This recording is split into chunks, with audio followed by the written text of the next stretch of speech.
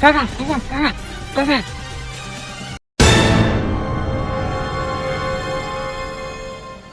ઓ બાપ રે, કોક તો ડખો પડેલો જ છે દયા.